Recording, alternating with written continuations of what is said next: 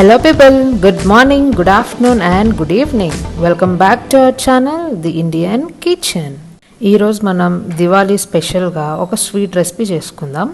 అదేంటి అంటే కాలా జామున్. ఆలస్యం చేయకుండా రెసిపీలోకి వెళ్ళిపోదాం. కావాల్సిన పదార్థాలు: పచ్చికోవా 200 గ్రాములు, మైదా 30 గ్రాములు, మిల్క్ పౌడర్ 50 గ్రాములు, బొంబాయి రవ్వ 30 గ్రాములు, బేకింగ్ సోడా 1/2 టీ స్పూన్, ఇలాచీ 1/2 టేబుల్ స్పూన్.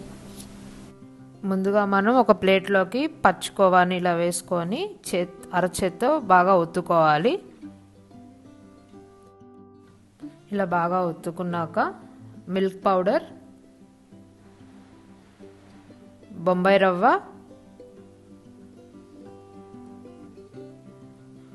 పావు teaspoon baking soda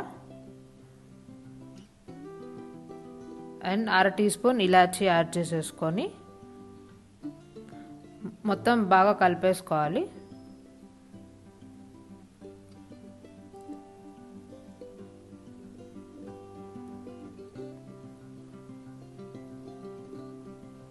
and లాస్ట్లో మైదా కూడా యాడ్ చేసేసుకొని మంచి ముద్దలాగా కావాలంటే కొంచెం కొంచెం వాటర్ యాడ్ చేసుకొని ముద్ద బాగా సాఫ్ట్గా అయ్యేటట్టు అరచేత్తో ఒత్తుకుంటూ కలిపేసుకోవాలి.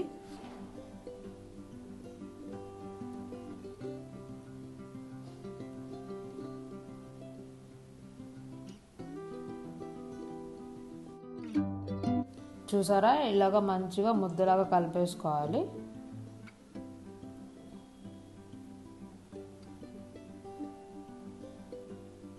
పట్టుకొని చూస్తే సాఫ్ట్గా ఉంటుంది.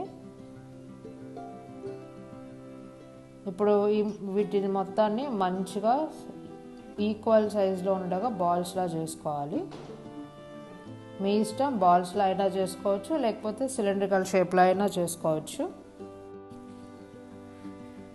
ఇలాగా అన్నిటినీ రౌండ్ షేప్లో చేసేసుకొని ఒక ప్లేట్లోకి తీసేసుకొని ఇప్పుడు ఒక ముద్దని ఇట్లాగా ఒత్తుకొని ఆ మధ్యలో మనం నట్స్, బాదాం, కాజు అండ్ పిస్తాని మంచిగా ముక్కలు చేసుకొని వాటిని లోపల స్టఫ్లా పెట్టుకొని మళ్ళీ రౌండ్గా చేసేసుకుందాము.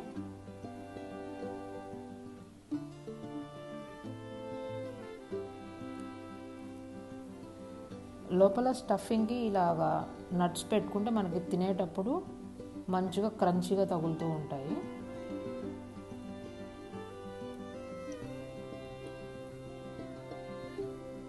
ఇలాగ అన్ని బాల్స్ని మధ్యలో ఇలా స్టఫింగ్ పెట్టేసుకొని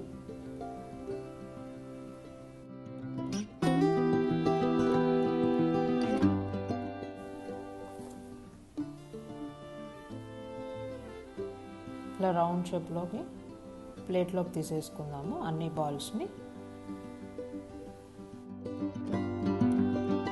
ఇప్పుడు పొయ్యి పైన ప్యాన్ పెట్టుకొని 200 గ్రాముల షుగర్ అండ్ 400 ml వాటర్ని యాడ్ చేసేసుకొని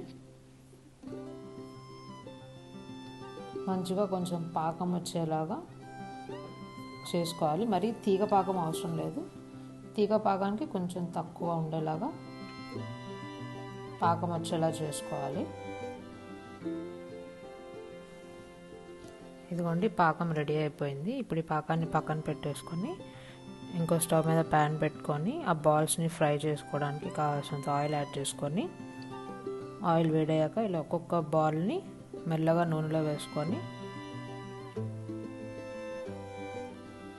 కదిలించొద్దు, ఒక 2 minutes వాటిని అంతే వదిలేయండి.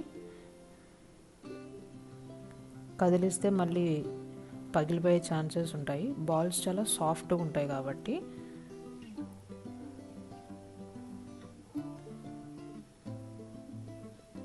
ఈ బాల్స్ అన్నిటినీ మంచిగా లో ఫ్లేమ్లో ఫ్రై చేసుకోవాలి.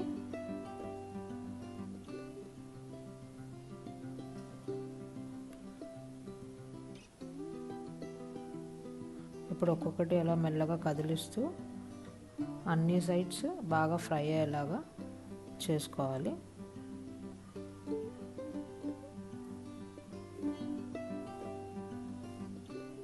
చూడండి, లైట్ గోల్డెన్ బ్రౌన్ కలర్లోకి మారిపోయాయి. ఇలానే లో ఫ్లేమ్ మీద ఫ్రై చేసుకుంటూ బ్లాక్ కలర్లో వచ్చేలాగా ఫ్రై చేసుకోవాలి.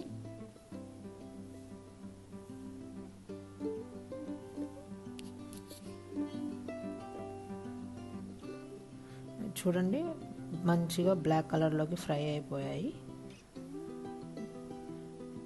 ఇప్పుడు ఇవన్నీ మనము చేసుకున్న పాకంలోకి మెల్లగా వేసేసుకుందాము.